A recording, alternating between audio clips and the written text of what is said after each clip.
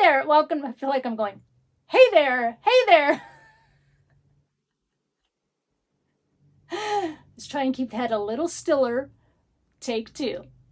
Hey there, welcome to my channel. My name is Linda, and a car, nice loud one, goes right by the corner. Of course it does. I had a good take there. All right, take three. Hey there, welcome to my channel. My name is Linda. I've got some fun crafts coming your way. So what are we waiting for? Let's get started. Today we'll be working on some DIY farmhouse style Valentine crafts. So let's get started with project number 1. For this project, I'm going to be using this wood jar from Dollar Tree. I'm going to bring in some of these thick wonky hearts from craftingwithkimber.com. Now these come in a set of 4 of various sizes, but I have lots of sets, so I can, pick 3 of the same size and then one larger one, and then just a chipboard tag here and a button to start. I'm going to use some black cardboard here. We're just going to use this to kind of elevate some of our design. Some twine from Dollar Tree that I end up changing later, and some just various papers from my supply that I've chosen to go with kind of blacks and pinks and creams. All right.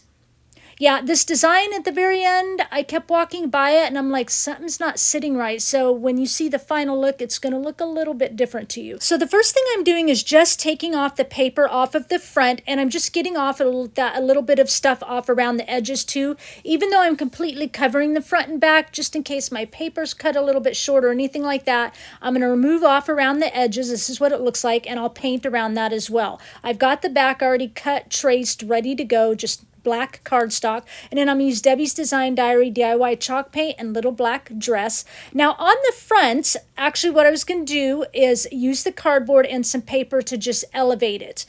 But if you want, you could just put paper right on the front, and then I'm going to have some hearts up at the top. But I wanted to just kind of give it a little bit of a 3D look, so I'm using 2 pieces of cardboard to kind of elevate that front, to kind of simulate the thickness of the hearts, I guess. I don't know. So for all my hearts, I'm just tracing both sides, and then I'm coming in about 1/8 of an inch, and I'm redrawing that pattern perimeter there, and then I will cut that out. And then that will allow a little bit of our wood perimeter around the hearts to show. I'll cut that new pattern out. And I'm doing it for front and back because the front and back of the hearts will show. Now, of course, on this project, you don't have to do any paper or anything if you don't want. You can totally just paint the whole thing and it would still look really, really cute. Just a lot of times when I get into Valentines and stuff, I tend to want to use my scrapbook paper and stuff like that. So this is what this looks like when I cut it a little bit short. You can see that little perimeter of wood around the heart there. And then you could leave your hearts plain if you're adding paper around it. But of course, I'll use that little black dress paint to paint all around the edges. Now I'm using this 18 gauge galvanized steel wire. I got it from Walmart. I just cut off 3 pieces, and I'm going to use a drill bit here that's about the same diameter as the wire. And on top of the jar, I'm just kind of marking where I want 3 holes. Because what I want to do is drill the holes and then curly cue the wires, tuck them into the top of the jar, and then we'll have our hearts dangling at the top of those cute curly wires. All right, and I think my wire's cut around 8 inches. I just kind of, eyeballed it. I don't know how long I'm going to need. I do end up cutting some extra off, so just for now, I just kind of cut long chunks so they're all the same size, and then I'll adjust when I need to. Now what I'm going to do is go ahead and drill the same size holes in the bottom of the hearts as well, and I will have the links down below to the hearts that I use from craftingwithkimber.com today. I love these thick, cute, wonky hearts. They're thick enough they can sit on their side. They are just too cute not to use. Okay, so now what we're doing is taking our little black dress and starting our painting. I really only need to paint around the perimeter of these hearts, but it's just easy enough to paint the whole thing. I'm not worried about painting the side because it's already dark from the, cut of the laser, so not worried about that. Adding a little paint around my chipboard tag. These are just pre-made. You can get packages of these at local craft stores, or you can just take some cardboard and cut it out, or some foam board or something like that. And then, of course, I am going ahead and painting around the entire edge of our jar shape, and then around the kind of perimeter of the front and back, because we'll be covering the center. Okay, now originally on the front, I was just going to paint the front. and then have my elevated area there. And then I decided, no, that looks stupid. And so off camera, I trace and cut the front side to add a whole back layer of cardstock on the front and back as well. Now I'm coming in with my scrapbook paper. I like to take it to my sewing machine. I like to sew around the edges of all of it. I think it gives it a cute country charm. I'm just sewing with the size 10 or 11 needle. Now if you try this and your holes are too big, go down to a size 9. 10 or 11 works best on my machine. I don't worry about thickness. I sew cardboard with it, paper, thin cardboard like cereal cardboard, paper, cardstock. I've sewn through acrylic with it. It doesn't dull my needle. I just go from fabric to paper back and forth without any issues. All right, so I'm just showing a little bit on the cardstock and then on the paper here, how I'm kind of going around, curved shapes and stuff like that when I sew around it. And if you want that look of sewing but don't have a sewing machine, you could take like a fine Sharpie marker and just make cute little dash lines around it. Would look really cute. And now I'm coming in with just some 120 grit sandpaper and just distressing around the edges, give it a little bit of a distressed look. And plus with this chalk paint, once you sand around it, it kind of takes that first, layer off a little bit and gives it that chalky appearance that I like. So here's all my paper sewn, minus the additional one of like this one that I'm going to cut for the front as well. So now because I haven't got to that yet. Now I am taking the open end of my scissor blades and I'm just scraping along the edges of my paper. I'll show you this up close in case you're new to my channel. I love to do this as well because it just gives it a rustic look. You can kind of see that white halo around it. It's easy to do. It allows your paper to kind of pop up off of the wood, and I'll do it on all my papers, of course. You could do as little as you want or as heavy as you want. It doesn't matter, but if you haven't tried this, try it. It kind of makes it have a little bit more personality, especially if you don't do the sewing. It gives it something. So now I'm going to start gluing. I'm going to glue this one onto the back. I'm using my Beacon Fabrica glue for this. You can use hot glue, glue stick, double sticky tape, whatever you want. And then here's, I'm gluing the two pieces of cardboard together and the design paper that I want on top is where I decide, no, I don't want it just painted in the background. I want to go ahead and add cardstock to the front like I did the back underneath this. So this next scene, here it is. I've traced it, sewn it, got it ready, and glued it to the front. And now I'll go ahead and glue this little cardboard ensemble to the front. I just think it gives it a little bit of fun layering. Now this jar piece that I want to reuse is a little too shiny for me, so I'm just buffing it with some really fine like a sanding block here just to kind of get that sheen off. I definitely like it better just not shiny. Once I get it to where I'm happy with it, I'll go ahead and glue that back onto the top of the jar. And then I'm going to go ahead and start getting all my papers onto my hearts. Now, like I said at the very beginning, at the end, you're going to see a little bit of difference. And one of the differences is the paper on this big heart. I changed that out. Now, for this tag, my little cardboard tag, I have just a little bit of a cute paper quote that came off one of the papers. I cut that out. And then the I Love Us, I'll have the font listed down below. I just printed that off of my computer onto some paper. And that's what, I'm adding to the front of that tag there. Now I'm adding the papers to my small hearts, front and back of those. I don't need to add it to the back of the big heart because we're going to be gluing that down.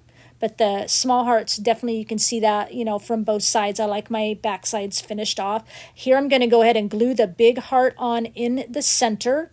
Again, I changed the paper at the end. You'll have to let me know if you liked version 1 or my second version better of this project. Now I'm taking a large handled paintbrush and taking that wire and just wrapping it around it to make some squiggles.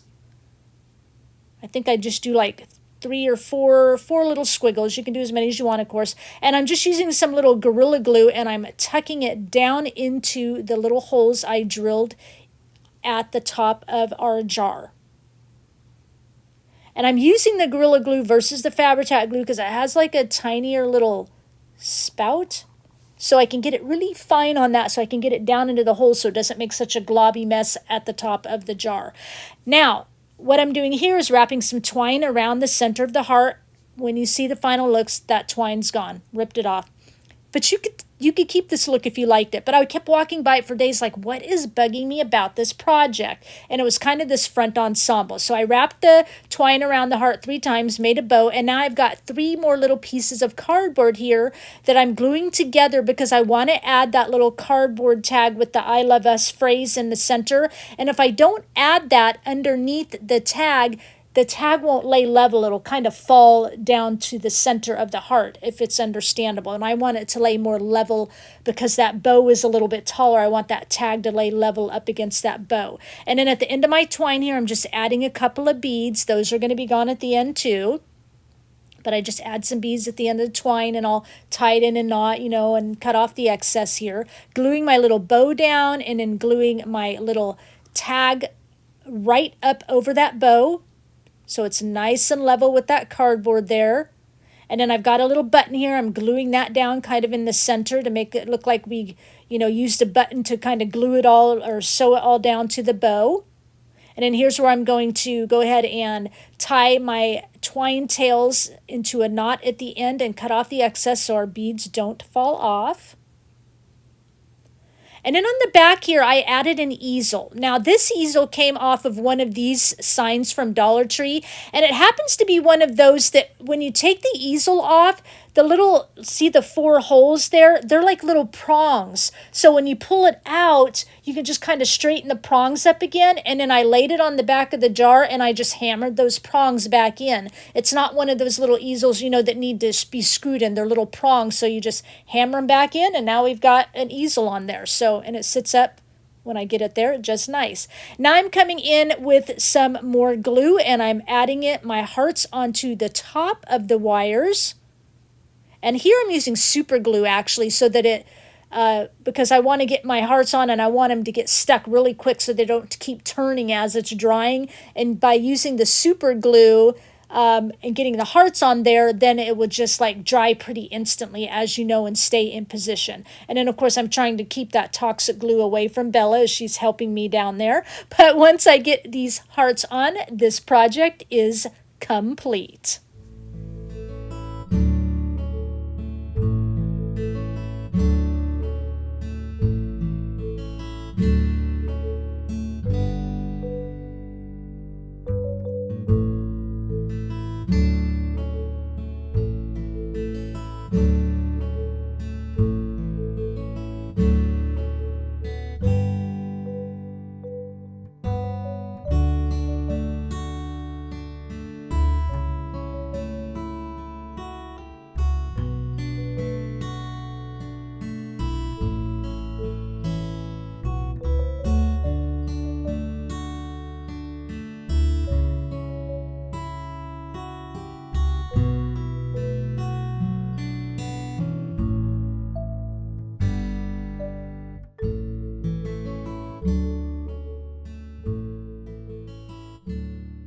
Let's move on to project number 2.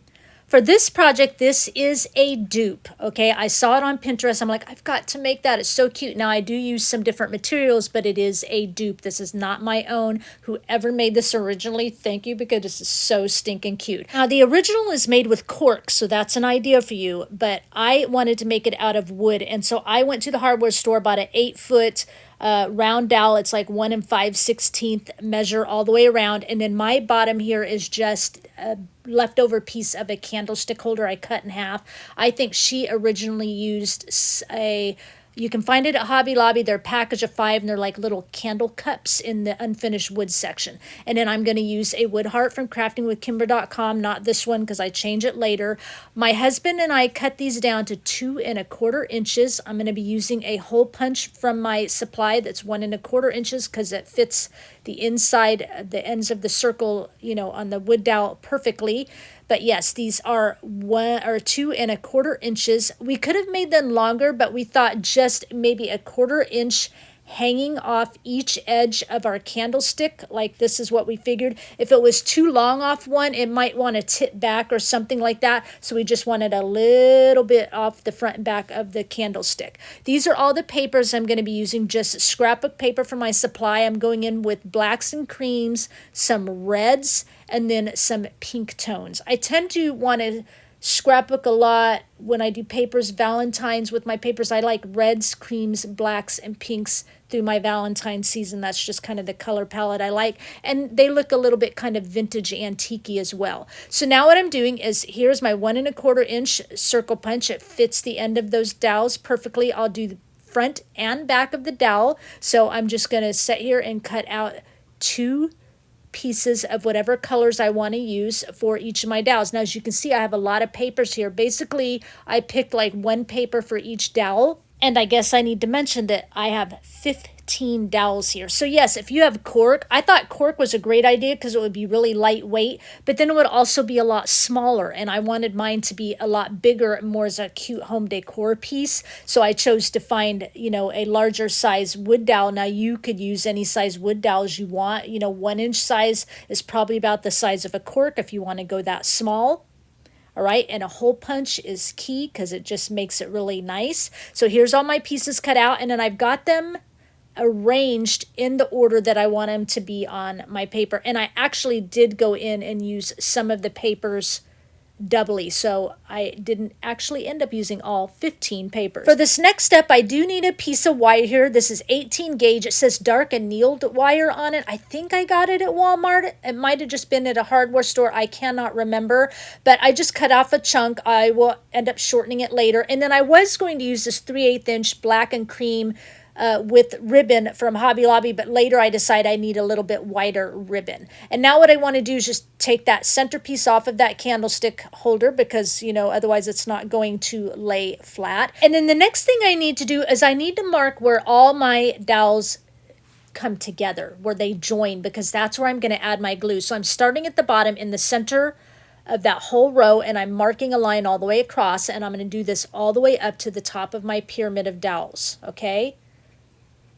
Just like that. Then I'm going to come down all 3 sides of the dowels, keeping them all together, and I'm going to mark down them because wherever my dowels have a point of contact, that's where my glue is going to go, and it's probably going to be easier to watch than I'm trying to tell you, but basically I'm marking all the areas where all my dowels come together. So here I am, you know, getting the 3 sides done, and then I'll come to those center ones in the middle and make sure I mark those too. See, I want to come down this side as well, and then the other side, and get it marked. So I'm going to use this Beacon Quick, I can never say that, Beacon Quick Grip glue. It works wonderful. And as you can see, where I put my glue is right where I made that mark, right down where I made both marks where both of those dowels come together. I can line them right back up where the mark is. On this one, I'm gluing down on both sides of the mark because it's going to contact the dowels on both sides. And I just line those marks back up together, okay?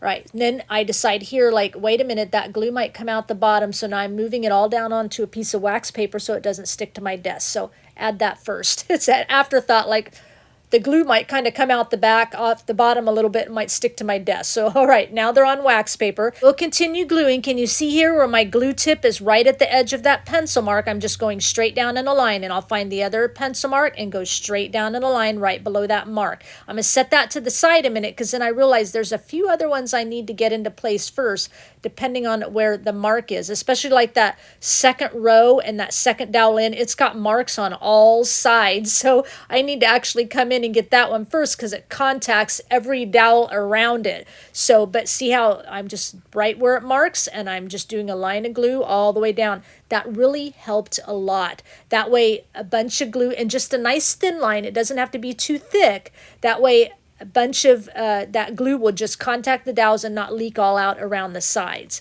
And then I want to do one more dowel here before I get that last one on the end in. And I'm trying to find a hold where I don't glue my fingers together. Get those into place. Actually, 2 more dowels here. I got to figure out how my lines go. And then just, it's like a puzzle, and you're just gluing it together at point of contact.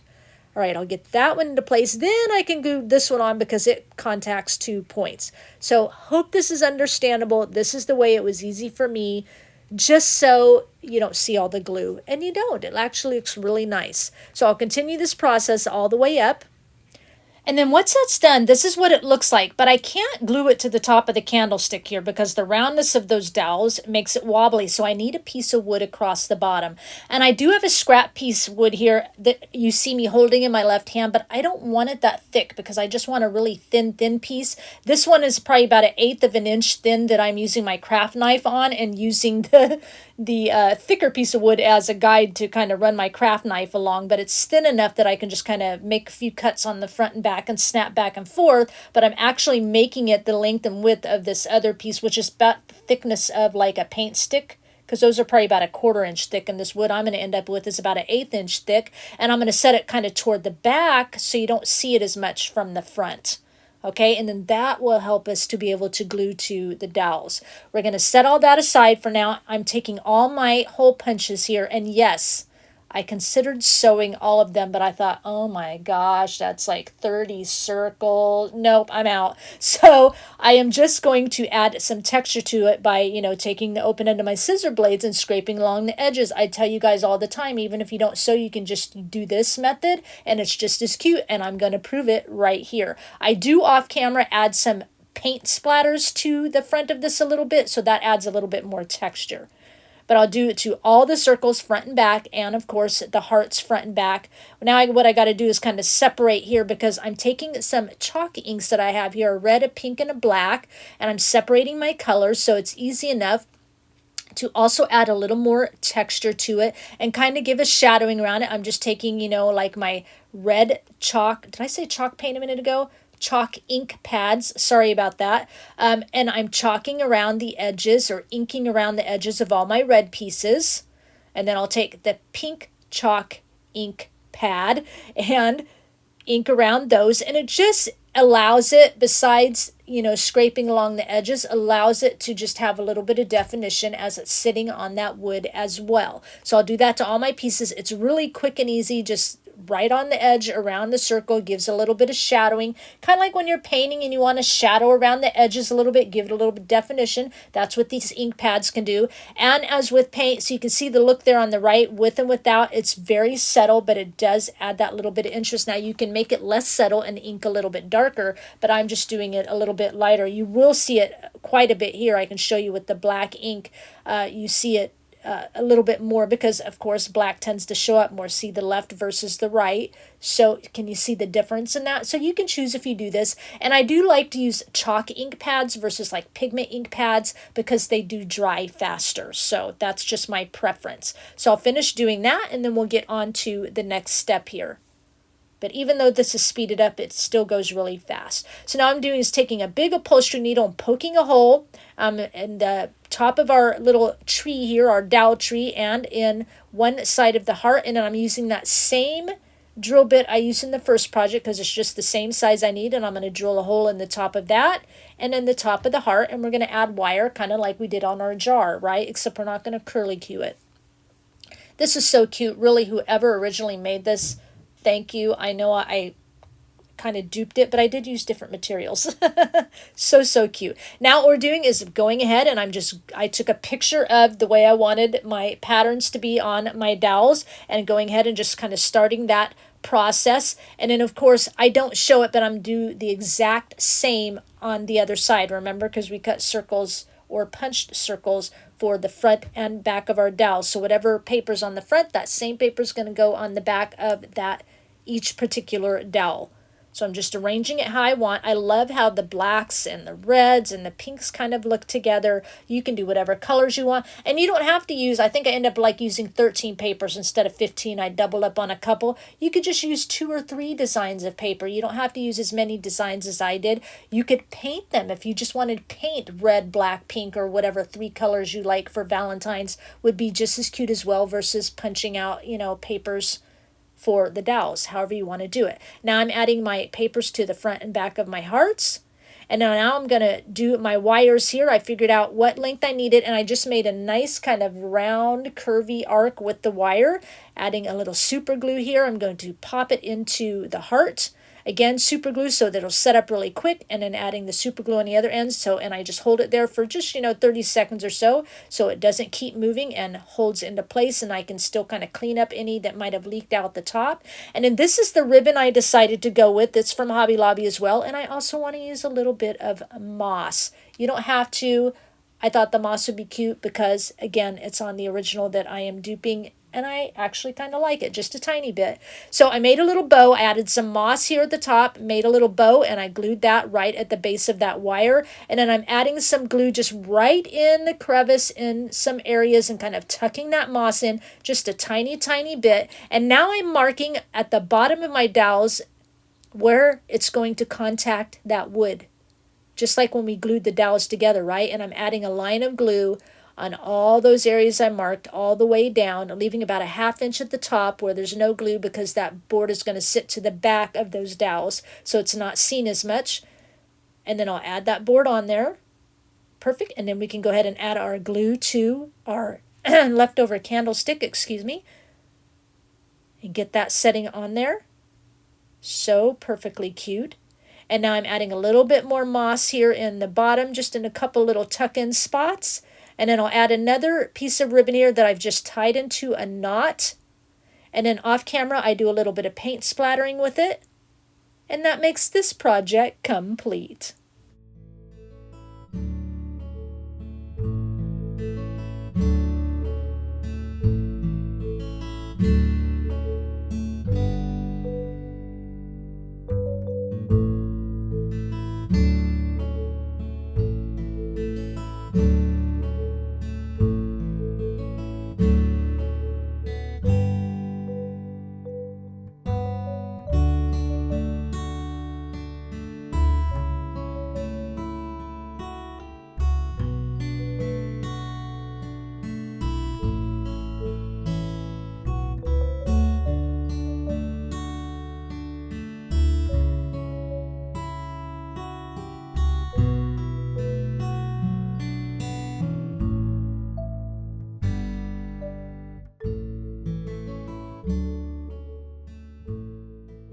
Let's move on to our last quick and easy project, number 3. For this project, I have 2 of these boards that came from Dollar Tree. This is the original sizes, and I'm just going to use some Waverly Antique Wax mixed with water, and I'm just going to kind of stain all sides of these boards, make it nice and easy. Again, this is really quick and easy, but I think when it's done, it just packs a statement. It's simple, it's quick, but it just kind of goes in with the rest of what we made. And I actually, for the ease of it, I think it's beautiful. So again, just kind of,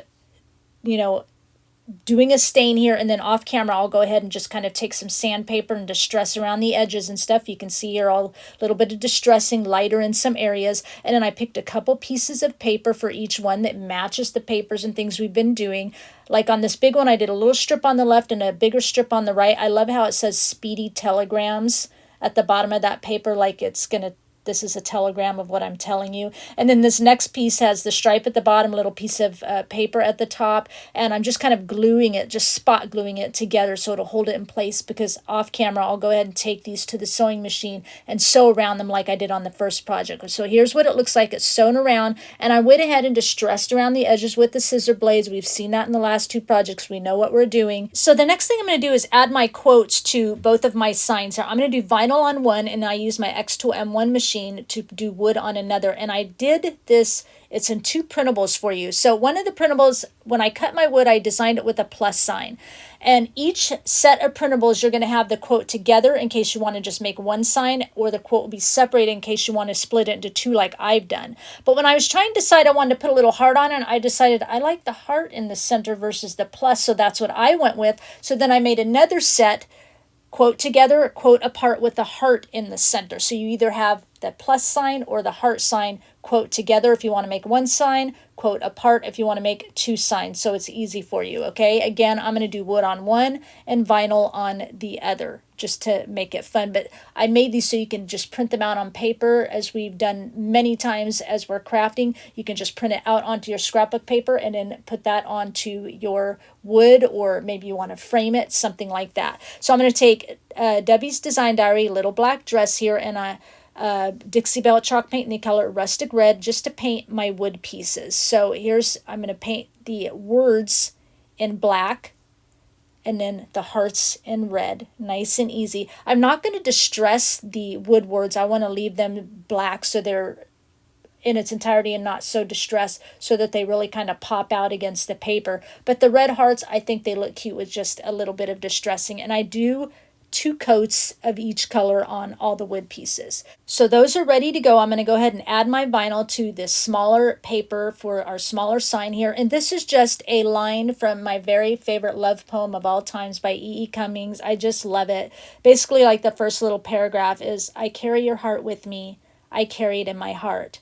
I am never without it. Anywhere I go, you go, my dear. And whatever is done by only me is your doing, my darling. And it's just this beautiful love poem. So anyway, I love to add this, to home decor a lot of times. I think this particular project could be out in your everyday home decor. Anyway, because the colors are just neutral. So once I get that vinyl on there, I'm going to glue the paper onto my sign, and then I'm going to add one of those little hearts. These are a set of 12 mini hearts. They come from craftingwithkimber.com. I'm going to add that right at the bottom, and I'm going to go ahead and glue my larger paper to the larger sign, just kind of over to the left edge, so you just see a little bit of that staining on the right side. Again, I love how it says speedy telegram. It's like saying you and me. It's a speedy telegram. It's important. It's you and me. I carry your heart. Anyway, that was my thought process using these papers. So I've got my ruler just setting there because that way it kind of gives me guideline where I want to glue my wood words down to. And I'm just using some super glue here because the words, again, the font is kind of skinny. And so the super glue has that smaller tip, and so that way I won't have too much overflow around the wood words, and just gluing them into the position I want. And if you want to do this yourself, if you have an electronic cutting machine, I will leave the fonts down below for you if you just kind of want to create this yourself. I will have links to the XTool M1 machine, my initial video. If you missed that, you're interested in getting a laser, to cut your own wood words or do engraving or anything like that. This is a great little machine. So I get the you and me in there. I get the little heart in the center, and then here's where I come in with some splatter. I've got some of that little black dress paint mixed with water, and I just dip my fan brush in it, wipe off the excess, and I splatter around it. And I go ahead and splatter around the sides and the back as well to make it all look finished. And when I was done splattering this, that's where I decided, hey, so I went and splattered the project number 1 and 2 as well. So that's why you see those kind of splattered at the end. But once I do this, that makes this project complete.